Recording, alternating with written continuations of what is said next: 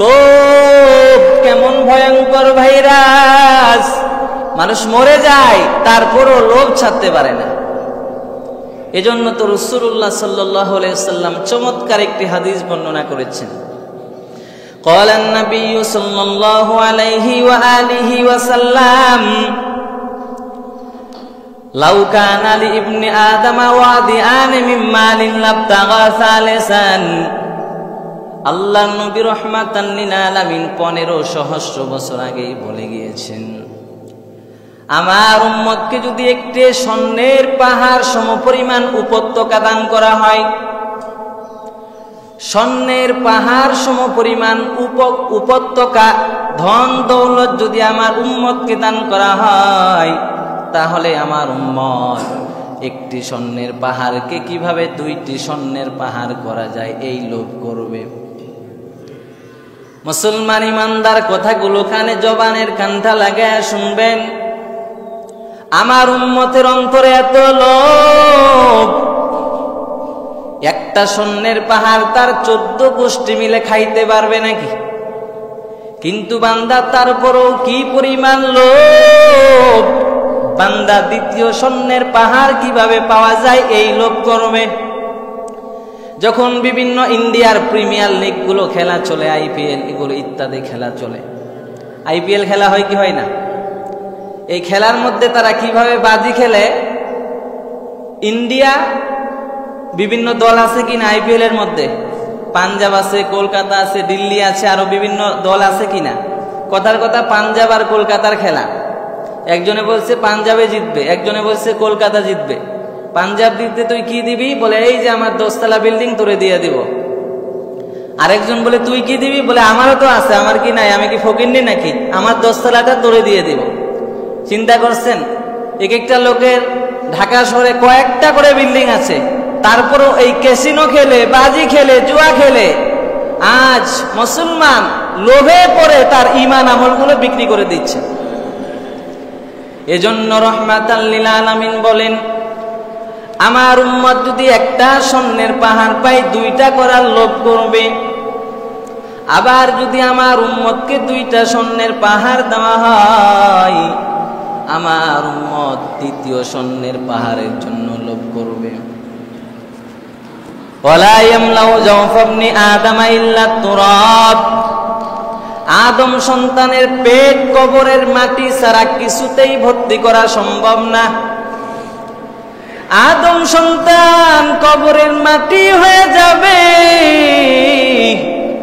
তারপরও আদম সন্তান দুনিয়ার লোভ লালসতা ছাড়তে পারবে, কারণ আদম সন্তানের খাসিয়ত হলো লোভ। এরা লোভের কারণে নিজের জন্মদাতা বাবাকেও পর্যন্ত হত্যা করতে পারে। এরে নবীর উম্মতের দল, ওয়ায়াতুবুল্লাহু আলা মান তাবা। আমার নবী বলেন, দুনিয়াতে যারা লোভী ছিল, লোভ করত, এরা যদি আল্লাহর কাছে তওবা করে নেয়, আল্লাহ ক্ষমা করে দিবেন। সুবহানাল্লাহ বলেন। যারা তওবা করবে, আল্লাহ জীবনে যা করেছি, ভুল করেছি, লোভ করেছিলাম অনেক, আল্লাহ আর লোভ করবো না, আপনি মাফ করে দেন, আল্লাহ বলেন তাকে ক্ষমা করে দেন। এরে নবীর উম্মতের দল, আল্লাহ নবী আরেক হাদিসের মধ্যে উম্মতের জানায়া দেয়, قال النبي صلى الله عليه وآله وسلم يكبر ابن آدم ويكبر معه اثنان حب المال وطول العمر।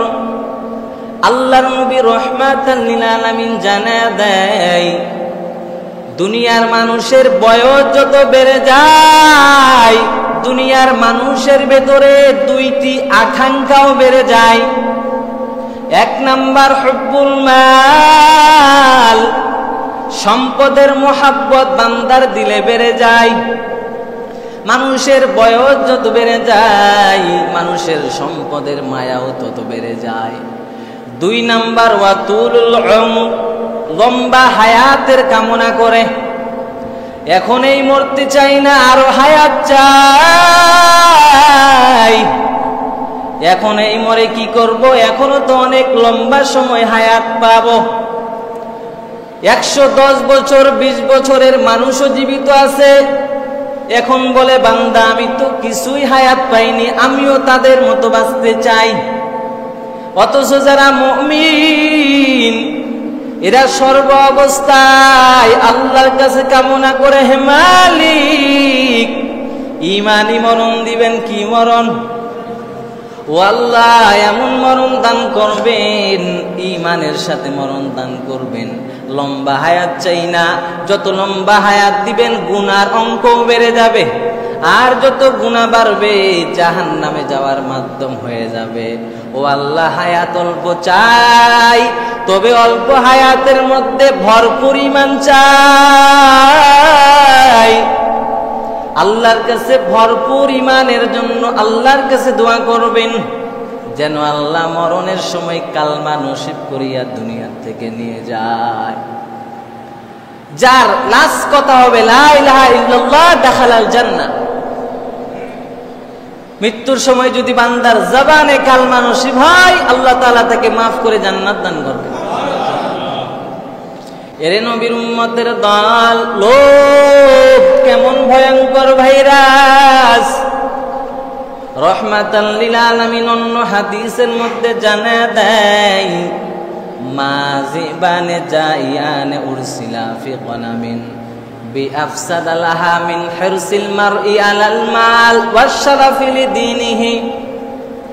নবী আমার দুনিয়ার মানুষদের জানা দেয়, লোভ কেমন খারাপ জিনিস জানো? দুইটি ক্ষুধার্ত নেকড়ে বাঘকে যদি ছাগলের পালের ভিতরে ছেড়ে দেওয়া হয়, ছাগলের যেমন কোনো অস্তিত্ব থাকবে না। একজন মানুষ যদি অন্য মানুষের সম্পদ দেখে লোভ করে, অন্য মানুষের পদ ও মর্যাদা দেখে লোভ করে, তার দিনের যতটা ক্ষতি হয়, তার ঈমানের যতটা ক্ষতি হয়, এর চাইতে আর বড় কোনো ক্ষতি হতে পারে না। কথাটা স্পষ্ট হলো না মনে হয়? ক্ষুধার্ত দুইটা নেকড়ে বাঘকে যদি একটা ছাগলের পালের ভিতরে ছেড়ে দেওয়া হয়, যেমন ছাগলগুলোর কোনো অস্তিত্ব থাকবে না, একটা ছাগলকেও যেমন খুঁজে পাওয়া সম্ভব হবে না, একটা মানুষ যদি আরেকজনের সম্পদ দেখে কিংবা আরেকজনের পদ ও মর্যাদা দেখে লোভ করে, তার ঈমানের এর চাইতে আরো বড় ক্ষতি হয়ে যাবে। কথা স্পষ্ট হয়েছে? লোভ অত্যন্ত খারাপ জিনিস। আমি কেন আরেকজনের দিকে লোভ করব? আল্লাহ আমাকে যা দিয়েছেন শুকরান লিল্লাহ, আলহামদুলিল্লাহ, আল্লাহ শুকুর, আল্লাহ তো আমাকে ভালো রাখছেন। এজন্য অন্য হাদিসের মধ্যে বলা হয়েছে, তুমি যখন তোমার উপরের লেভেলের মানুষের দিকে তাকাবে, তখন তোমার ভিতরে লোভ আসবে, অহংকার আসবে। যখন তুমি তোমার চাইতে নিচের লেভেলের মানুষের দিকে তাকাবে, তখন তোমার জবান থেকে শুকরান লিল্লাহ বের হবে। কেন? আল্লাহ আমাকে তো সুস্থ রেখেছেন। কত মানুষ পাও নাই, রাস্তার ধারে ধারে, বৃষ্টি বোঝে না, রৌদ্র বোঝে না, গরম বোঝে না, ছেঁড়া পায়জামা পরে রাস্তার কিনারায় মরে মরে ভিক্ষা করতেছে। তাদের তুলনায় তো আমি ভালো আছি। তো কেন শুকরান লিল্লাহ বের হয় না? আলহামদুলিল্লাহ আলা কুল্লি হালিন শুকরান লিল্লাহ। যে অবস্থায় থাকি না কেন, শুকর কার? আল্লাহর শুকর করা উচিত। এজন্য রাসূলুল্লাহ সাল্লাল্লাহু আলাইহি ওয়াসাল্লাম দুনিয়ার মানুষদের জানায় দেয়, উম্মত ইন্নাকুম সাতাহরিসুনা আলাল ইমারা ওয়া সাতাকুনু নাদামাতান ইয়াউমাল কিয়ামাহ। আমার নবী রহমতের নবী, দয়াল নবী, আমার নবী দুনিয়ার মানুষকে জানায় দেয়, অতি শীঘ্রই তোমাদের ভিতরে কিছু মানুষ লোভ করবে। কি করবে? লোভ করবে, নেতৃত্বের লোভ করবে, পদ মর্যাদার লোভ করবে। ওয়াসাতাকুনু নাদামাতান ইয়াউমাল কিয়ামাহ। কিন্তু কিয়ামতের দিন তার অনুতাপের কারণেই হবে এই লোভ। কিয়ামতের দিন বান্দা আফসোস করবে, আল্লাহ কেন পদের লোভ করেছিলাম? আল্লাহ কি পরিমাণ শাস্তি দিবেন একটু চিন্তা করেন। ও আল্লাহ, নিজের দায়িত্ব নিজেই নিতে পারি না, মা বাবা এখনো খাওয়াইতেছেন। 10 জনের নেতা হয়ে আমার কি লাভ যদি 10 জনের খোঁজ খবর রাখতে না পারি? আল্লাহ তো যা সম্পদ দিয়েছেন, সম্পদ সম্মান যা দিয়েছেন, আলহামদুলিল্লাহ। 10 জনের দায়িত্ব নিয়ে যদি 10 জনের খোঁজ খবর নিতে না পারি, তাহলে এই নেতাগিরির কোনো দাম। কথা বলেন না কেন? বুঝেন না কথা? এজন্য তো রাসূলুল্লাহ বলছেন, অচিরেই তোমাদের ভিতরে কিছু মানুষ নেতৃত্বের লোভ করবে, পদবীর লোভ করবে, পদমর্যাদার লোভ করবে, পদ চাই। কিন্তু ওয়াসাতাকুনু নাদামাতান ইয়াউমাল কিয়ামা, এটা কিয়ামতের দিন তার অনুতাপের কারণ হবে। কিয়ামতের দিন মুসা নবীর মতো জবরদস্ত পয়গম্বর আল্লাহর আরশে আজিমের খুঁটি ধরে কাঁদবে আর বলবে, ইয়া আল্লাহ, আজকের এই কঠিন মুসিবতের দিন আমি আমার বাবা চাই না, মা চাই না, আত্মীয় স্বজন কাউকে চাই না, আমাকেই নাজাত দেন, আমাকে জান্নাত দান করেন, আর কাউকে আমি চাই না। ঈসা নবী বলবে, আল্লাহ, আমি আমার মা চাই না, আত্মীয় স্বজন কাউকে চাই না, আমাকে আগে বাঁচান। দাউদ নবী, ইব্রাহিম নবী, সব নবী নিজেকে বাঁচানোর জন্য পাগল হয়ে পড়বেন, একমাত্র কেবলমাত্র শুধুমাত্র আমার আপনার নবী রাহমাতাল লিল আলামিন মাকামে মাহমুদে সেজদায় পড়ে কান্না করবেন আর বলবেন, আল্লাহ, ওয়ালা সাউফা ইউতিকা রাব্বুকা ফাতারদা, আমার একটা উম্মত যদি জাহান্নামে যায়, তোমার উপরে আমি সন্তুষ্ট হব। তাহলে আমার আপনার আপন যদি হয়, আমাদেরকে আল্লাহ এবং তার রাসূল, আর দুনিয়াতে আমাদের আপন কেউ। মা বাবা সন্তানকে খাওয়াই, তাও স্বার্থ আছে। কি স্বার্থ? ভবিষ্যতে যদি মা বাবা বুড়ো হয়ে যায়, যেন এই সন্তানগুলো মা বাবার সেবা করতে পারে, মা বাবার দেখাশোনা করতে পারে, বিদায় কিন্তু মা বাবা সন্তানদের খাওয়ায়। যদি মা বাবা জানতো এই সন্তান বড় হয়ে আমার দেখাশোনা করবে না, আমাকে দেখবে না, মা বাবা ওই সন্তান দুনিয়াতেই নিয়ে আসতো না। মা বাবা বড় আশা করে সন্তানগুলো লালন পালন করেছেন, ভবিষ্যতে যেন এই সন্তানগুলো তাদেরকে খাওয়ায়। এরে নবীর উম্মতের দল, এজন্য অন্তর থেকে লোভ জিনিসটা বের করে দেন, হিংসা, কিবির, অহংকার বের করে দেন। আমি তো নাচিজ একটা বান্দা, আমার অস্তিত্বই ছিল না, এখন আছি, ভবিষ্যতে থাকবো, আমার জীবনটা এভাবে শেষ হয়ে যাবে, কবরের জিন্দেগি শুরু হয়ে যাবে। ওই কবরে যদি ঈমান আর আমল নিয়ে যায়, আমার কবর জান্নাতের বাগান হয়ে যাবে। আর যদি গুনাহ নিয়ে কবরে যায়, কবর জাহান্নামের গর্তে পরিণত হয়ে যাবে। কথা বলেন ঠিক কিনা? ঈমান আমল ছাড়া কবরে আপনাকে অন্য কোনো পরিচয়ে ডাকবে? আপনি যত বড় নেতা হন না কেন, আপনি যত বড় ফকির হন না কেন, আপনার নেতার সবার প্রশ্ন থাকবে কয়টা?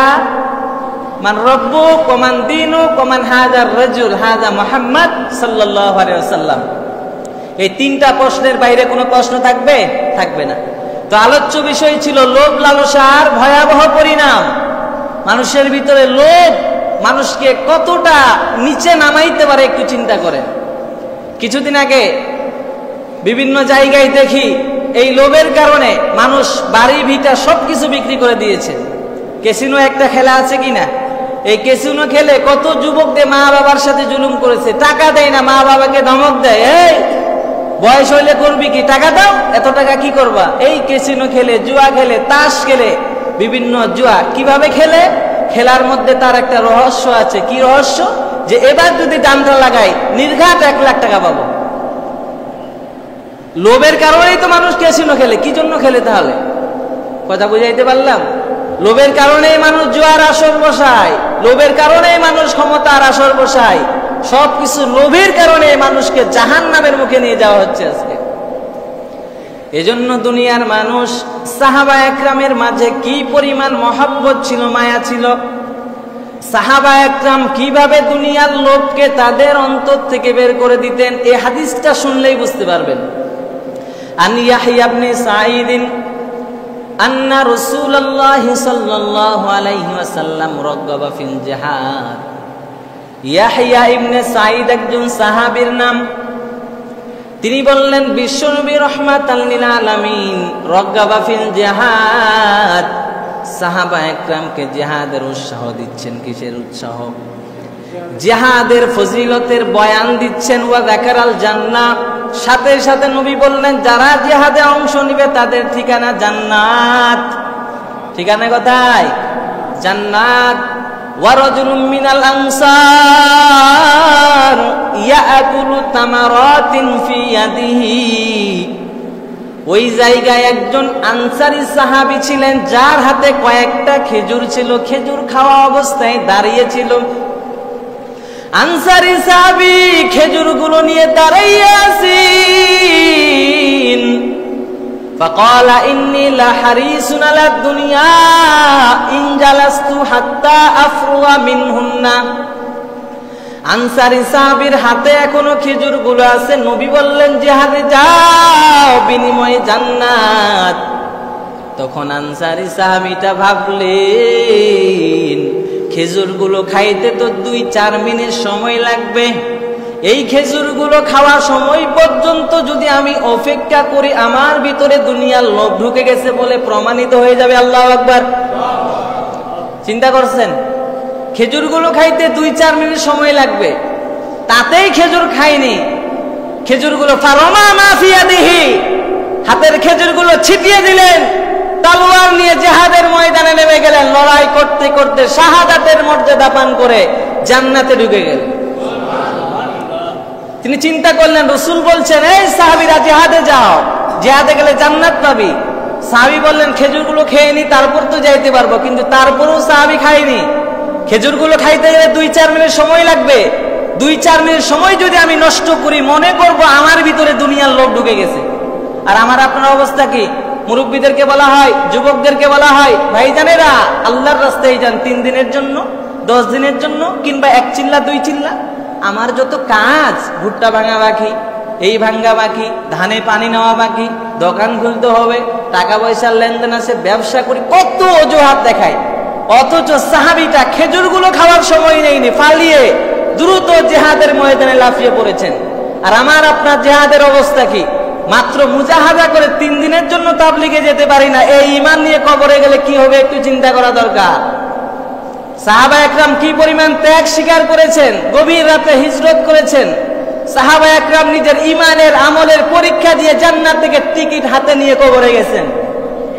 আর আমার আপনার হালাত হলো 3 দিনের জন্য সময় হয় না, কত অজুহাত দেখায়, এই করতে হবে, সেই করতে হবে। অথচ খোঁজ খবর নিয়ে দেখা হলো ওই বাজারের নিচে বসে আছে, কোনো কাজ নেই।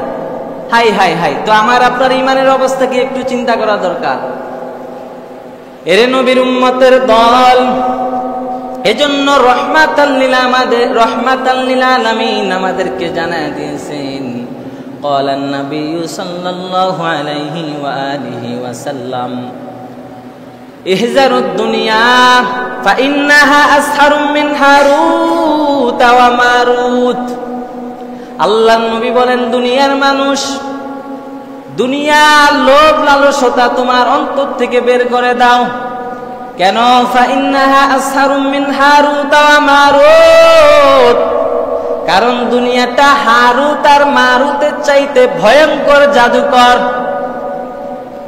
ফাইন্নাহা আসহারুম মিন হারুত ওয়া মারুত যালিকা ইউফাররিকানা বাইনাল মারই ওয়া যাওজিহি ওয়া হাদিহি তুফাররিকু বাইনাল আবদি ওয়া রাব্বিহি। হারুত আর মারুতের জাদু ছিল দুনিয়ার যত স্বামী স্ত্রী আছে এদের মাঝে গ্রিঙ্গি লাগিয়ে তাদের মাঝে বিচ্ছেদ সৃষ্টি করে দিত।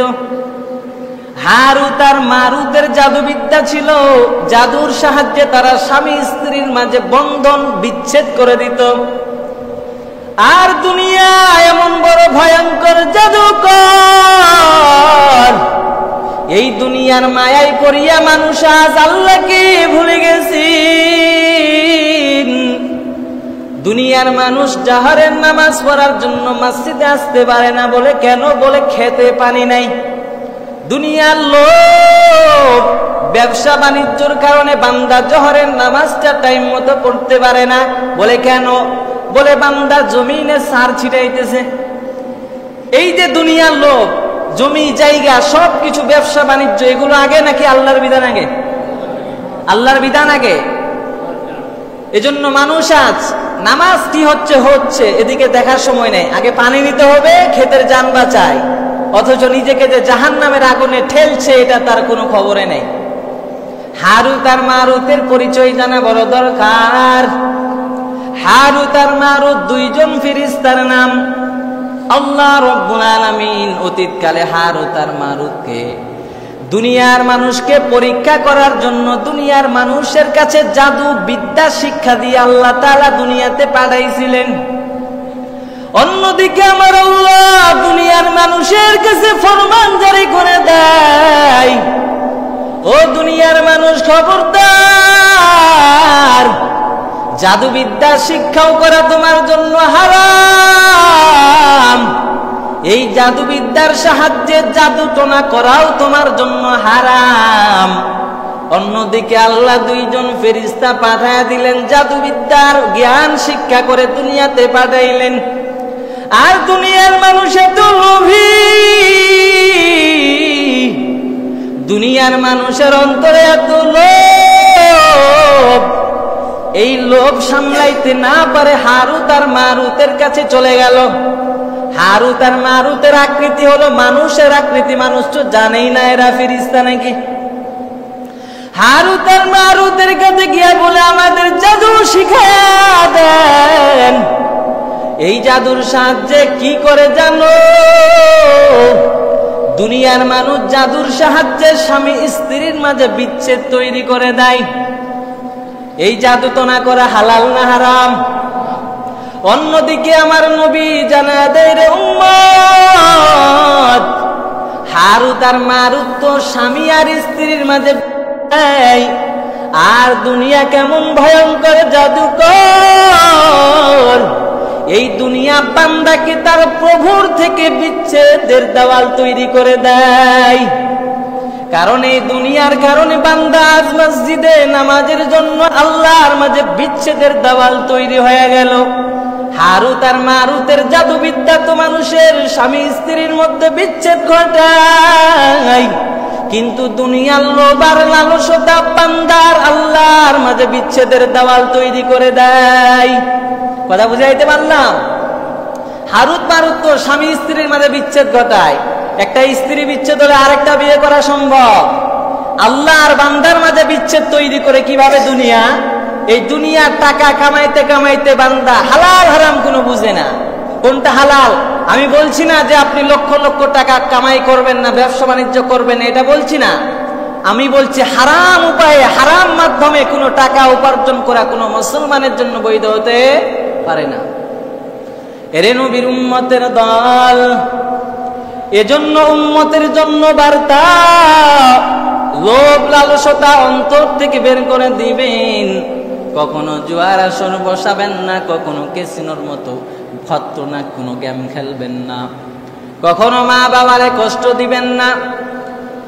নবীজির সাহাবী আমিরুল মুমিনিন হযরত ওমর রাদিয়াল্লাহু তাআলা আনহু আখিরাতের কি পরিমাণ চিন্তা করতেন, তারা দুনিয়ার থেকে আখিরাতকে কেমন ভাবে প্রাধান্য দিতেন একটু চিন্তা করা দরকার। ইসলামের দ্বিতীয় খলিফার নাম আপনারা জানেন না? নাই? নাম কি? হযরত ওমর রাদিয়াল্লাহু তাআলা অনেক কষ্টে জীবন কাটাইতেছেন, খাবারের ভালো কোনো ব্যবস্থা নাই, চলার জন্য জামা কাপড়ের তেমন ব্যবস্থা নাই। হযরতে আলী রাদিয়াল্লাহু তাআলা আনহু সাহাবা একরামকে নিয়ে পরামর্শ বসলেন। হযরতে ওমর রাদিয়াল্লাহু তাআলা আনহু মুসলিম জাহানের খলিফা ওমর বাইতুল মাল থেকে যেই পরিমাণ বেতন পায়, এই বেতন দিয়ে সংসার চালানো তার জন্য কষ্ট হয়ে যায়। বাইতুল মাল থেকে হযরতে ওমরের বেতনের অঙ্কটা একটু বাড়ানো দরকার। হযরতে আলী সহ অনেক বিজ্ঞ সাহাবা একরাম পরামর্শ করলেন। পরামর্শ করার পর বেতনের অঙ্কটা বাড়াইয়া দিয়েছেন, কিন্তু বড় আফসোসের বিষয়, এই বেতন যে বাড়াইলো উমরের কাছে গিয়ে কে বলবে? বড় ভাই, কারণ ওমর তো সাধারণ কোনো ওমর না। ঈদের দিন হযরত ওমর দরওয়াজা লাগাইয়া কান্নার আওয়াজ। এক সাহাবী বললেন, আমিরাল মুমিনিন, আজকে ঈদের দিন, মুসলমানদের আনন্দের দিন, এই দিন মুসলমানেরা আনন্দ করবেন, কিন্তু আজকে আপনি ঘরের দরওয়াজা লাগাইয়া কেন কান্না করতেছেন? ওমর ডাক দিয়া বলে, ভাই, আজকে ঈদের দিন তো তাদের জন্য আনন্দ যাদের আমলগুলো আল্লাহর কাছে কবুল হয়ে গেছে। আমি ওমর রমাদান মাসে 30টা রোজা রাখলাম, কবুল হয়েছে কিনা বড় ভাই? আমি ওমর 30টা তারাবির নামাজ আদায় করেছি, কবুল হয়েছে কিনা বড় ভাই? এজন্য আজকেও আমি ওমরের চোখের পানি, কারণ আমি ওমর তো আল্লাহর আযাবকে বড় ভয় পাই। ইন্না আযাবাল্লাহি লাশাদীদ, কারণ আমার আল্লাহর আযাব বড় ভয়ঙ্কর, জাহান্নামের আযাব বড় ভয়ঙ্কর। জাহান্নামের বিন্দু পরিমাণ আযাব সহ্য করার ক্ষমতা আমি ওমরের নাই। সাহাবা একরাম পরামর্শ করে, ওমর রাদিয়াল্লাহু তাআলা আনহুকে কে বলবেন, সবাই ভয় পায়। পরামর্শ করে হযরতে ওমর রাদিয়াল্লাহু তাআলা আনহুর কন্যা আমিরুল মুমিনিন হযরতে হাফসা রাদিয়াল্লাহু তাআলা আনহাকে বিষয়টা জানানো হলো। আর তারা বলে দিলেন, ও ওমরের কন্যা হাফসা, আমরা এই পরামর্শ দিয়েছি কখনোই আমিরুল মুমিনিনকে কথা বলবেন না, আমাদের নাম তার কাছে প্রকাশ করবেন না। হযরতে হাফসা রাদিয়াল্লাহু তাআলা আনহু একদিন সুযোগ বুঝিয়া হযরতে ওমর রাদিয়াল্লাহু তাআলা আনহুকে বলেন, বাবা, যেই পরিমাণ বাইতুল মাল থেকে বেতন পান, এই বেতনে আপনার সংসার চালাইতে কষ্ট হয়ে যায়। ও বাবা, আপনার বেতনের অঙ্কটা একটু বাড়ানো দরকার। হযরত ওমর বলেন, ও মা হাফসা, তোমাকে কে পরামর্শ দিয়েছে আমাকে জানাও।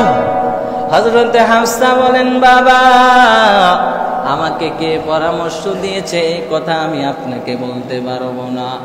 ওমর ডাক দিয়া কয়, রে মা হাফসা, তুমি যদি তাদের নাম আমাকে বলতে, আমি তাদেরকে এমন শাস্তি দিতাম তাদের পিঠে দাগ করে যেত রে মা হাফসা, কারণ তারা আমাকে দুনিয়ার মহব্বতের দিকে আকর্ষিত করছে। তারা তো জানে না আমি ওমর এক মাওলার বড় আশিক। আমি ওমর খাই আর না খাই ওই মাওলাকে কখনো ভুলি নাই। ঘরের মধ্যে একটু খাবারের অভাব হলে ধৈর্য ধারণ কর, অধৈর্য হয় না রে মুসলমান। ধৈর্য ধারণ করলে ফলাফল দিবেন আমার আল্লাহ। ওমর রাদিয়াল্লাহু তাআলা আনহু এবার হাফসাকে প্রশ্ন করলেন, ও মা, তুমি যখন আমার নবীর ঘরে ছিলে, আমার নবী তার জীবনটা কিভাবে অতিবাহিত করেছে একটু জানাও। এবার হযরতে হাফসা জানা দেয়, বাবা, এমনও দিন গেছে আমার নবী এক জোড়া কাপড় পরিধান করেছেন, অন্য কোনো কাপড় আমার নবীর নাই। গেরুয়া বর্ণের এক জোড়া পোশাক পরিয়া নবী জুমার নামাজে যাইতেন, আর অন্য কোনো পোশাক আমার নবীর নাই। এরপরে হাফসা ডাক দিয়ে কই, রে খলিফাতুল মুসলিমিন, আমার নবী আমার ঘরে কিভাবে জীবন কাটাইছেন জানেন? ওই খেজুর গাছের ছাল দিয়ে নবী আমার বালিশ বানায়া, ওই বালিশের উপরে নবী আমার মাথা দিয়ে ঘুমাইছেন। শীতকাল, কনকনে শীত, নবীর পরার মতো কোনো পোশাক নাই। আমার নবীর একটা কম্বল ছিল, যেই কম্বলের সাহায্যে নবী আমার অর্ধেকটা উপরে ঢাকছেন, অর্ধেকটা সতর ঢেকেছেন। নবীর ঘরে এমন দিন গেছি খাবারের মতো কিছুই নাই, রান্না করার মতো কিছুই আমার নবীর ঘরে নাই। একাধারে কয়েকদিন চুলায় নবীর আগুন জ্বলে নাই। কি পরিমাণ নবী আমার কষ্ট করেছেন। এর নবীর উম্মতের দল। এইবার হযরত ওমর বলেন, রে মা হাফসা, আমার নবী এক তরিকায় জীবন কাটাইছেন। এরপরে ইসলামের প্রথম খলিফা হযরতে আবু বকর আমার নবীর তরিকায় চলেছেন। আবু বকরের ইন্তেকালের পর আবু বকর আমার নবীর সঙ্গে গিয়ে মিলিত হয়েছেন। আর এখন আমি উমরের যুগ। আমি উমর যদি আমার নবীর তরিকায় চলতে পারি, আমি উমর আমার নবীর সঙ্গে মিলিত হতে পারবো। আর যদি আমি উমর আমার নবীর তরিকা বাদ দিয়ে অন্য তরিকায় চলি, আমি যদি বেতন বাড়াইয়া আমার সংসারটা উন্নত বানাইয়া দেই, তাহলে আমি উমরের তরিকাও পাল্টে যাবে। আর আমি উমরের তরিকা যদি পাল্টে যাই, আমার মঞ্জিলটাও পাল্টে যাবে। আল্লাহু আকবার বলেন। কি পরিমাণ হযরত ওমর চিন্তা করতেন। নবী একদিন খাইতেন, একদিন রোজা রাখতেন। সাহাবা একরাম আবু বকর কত কষ্ট করে নিজের জীবনটা কাটাইতেন। আর আমি ওমর কেমন করে বেতন বাড়াই। আমি ওমরের দুনিয়ার লোভ নাই, আমি ওমর আখিরাতকে ভয় করি, আল্লাহর আযাবকে আমি ওমর বড় ভয় পাই। আমি ওমর দুনিয়াতে যেই কয়দিন বাঁচবো, হালাল ভাবে চলার চেষ্টা করব। এত স্বাচ্ছন্দ্যময় জীবন আমার প্রয়োজন নাই, নরমাল ভাবে জীবনটা কাটা দিব রে যুবক। এজন্য বলি রে ভাই, অহংকার অন্তর থেকে বের করে দেন, হিংসা অন্তর থেকে বের করে দেন, লোভ নামক ভাইরাসটা অন্তর থেকে বের করে দেন। কামেল মুমিন হইয়া যদি কবরে যান, আল্লাহ রব্বুল আলামিন আপনার কবরটা জান্নাতের বাগান বানায়া দিবেন। পরিপূর্ণ মুমিন হয়ে কবরে যেতে হবে। পরিপূর্ণ মুমিন হয়ে কবরে গেলে কবরটা জান্নাতের বাগান হয়ে যাবে। হযরত উমরের সংসার চালাতে কষ্ট হয়ে যায়, খেতে পারে না, কাপড় চোপড় নাই পরার মতো তেমন। তার এই কষ্ট দেখে হযরত আলী সহ বিভিন্ন সাহাবা একরাম পরামর্শ করলেন যে বেতনটা একটু বাড়িয়ে দেওয়া দরকার। কিন্তু উমরের সামনে এ কথা কে বলবে, কেউ সাহস পাচ্ছে না। তার কন্যা হাফসাকে যখন বললেন, হাফসাকে বলার পরে হাফসা তার বাবাকে বললেন, উমর বললেন, মা তুমি তাদের নাম বলো। বলতে পারবো না, যদি নাম বলতে তাদেরকে এমন প্রহার করতাম তাদের শরীরে দাগ পড়ে যেত। কেন? তারা আমাকে দুনিয়ার মহব্বতের দিকে আমাকে আকর্ষিত করছে। আল্লাহু আকবার। কি পরিমাণ চিন্তা করছে। আর আমরা তো আজকে দুনিয়ার যতটুকু চলার দরকার আরো চাই, আরো চাই। বললাম তো কিছুক্ষণ আগে হাদিসটা, লাউ কানা লি ইবনি আদমা ওয়াদিয়ান মিন মালিন লাবতাগা সালিসান। আদম সন্তানকে যদি স্বর্ণের পাহাড় পরিমাণ একটি উপত্যকা দান করা হয়, তারপর দ্বিতীয় স্বর্ণের পাহাড় পাওয়ার জন্য আদম সন্তান লোভ করবে। একটা বিল্ডিং গেছে, কি হয়েছে, আবার জোয়ারবাজিতে আর একটা বিল্ডিং জিতবো। এই লোভ মানুষের ভেতরে আছে না নাই? পদ ও পদবীর লোভ মানুষের ভেতরে আছে না নাই? আমি কেন সভাপতি হতে পারলাম না, আমি কেন ক্যাশিয়ার হতে পারলাম না, এই চিন্তা চেতনা মানুষের ভেতরে আছে না নাই? এই চিন্তা চেতনা, এই লোভ আমাদের অন্তর থেকে বের করতে হবে। আর যুবক ভাইদের প্রতি আহ্বান, খোলা হৃদয়ে আহ্বান জানাই, 5 ওয়াক্ত নামাজ কায়েম করবেন, তারপরে দুনিয়াতে চলবেন। কারণ 5 ওয়াক্ত নামাজ আদায় করা আপনার জন্য ফরজ, দুনিয়াটা আদায় করা তোমার জন্য ফরজ নয়। 5 ওয়াক্ত নামাজ পড়ে সময় পাবেন ব্যবসা করবেন, সময় পাবেন না ব্যবসা বন্ধ। 5 ওয়াক্ত নামাজ পড়তে সর্বোচ্চ সময় লাগবে কয় মিনিট? কথা বলেন না কেন? প্রতিটা নামাজে 20 মিনিট করে সময় হলে 5 20 100 মিনিট। কয় ঘন্টা হয়? 1 ঘন্টা 40 মিনিট নাকি? 2 ঘন্টা দৈনিক আল্লাহকে দাও, আল্লাহ পাক বাকি 22 ঘন্টা তোমাকে গিফট করে দিল। 2 ঘন্টা আমাকে দাও, 22 ঘন্টায় যা ব্যবসা করবা, কৃষি কাজ করবা, ধানের ব্যবসা, গমের ব্যবসা, ভুট্টার ব্যবসা, কৃষি কাজ, সবগুলো ইবাদতের খাতায় লেখা হবে। শুধুমাত্র তরিকা হলো নবীর তরিকা, যেইভাবে রাসূলেরা চলেছেন, আবু বকর, উমর, উসমান, আলী চলেছেন, এই তরিকাই থাকতে হবে, তরিকার বাইরে যাওয়া যাবে না। হালাল ভাবে ব্যবসা করেন। আপনি 500 টাকা কেন 5 লক্ষ টাকা কামাই করেন, কোনো আফসোস নাই। হারাম ভাবে ব্যবসা করলে 5 কোটি টাকা কামাই করলেও সেই টাকার মূল্য আল্লাহর কাছে নেই। আল্লাহ তাআলা আমাদের সবাইকে লোভ লালসার ভয়াবহ পরিণাম থেকে বেঁচে থেকে অন্তর থেকে লোভগুলো বের করে উদারতা দানশীলতা এই মন মানসিকতা সামনে আগিয়ে নিয়ে আল্লাহ তাআলা আমাদেরকে চলার তৌফিক দান করুন। ওয়া আখিরু দাওয়ানা আনিল হামদুলিল্লাহি রাব্বিল আলামিন।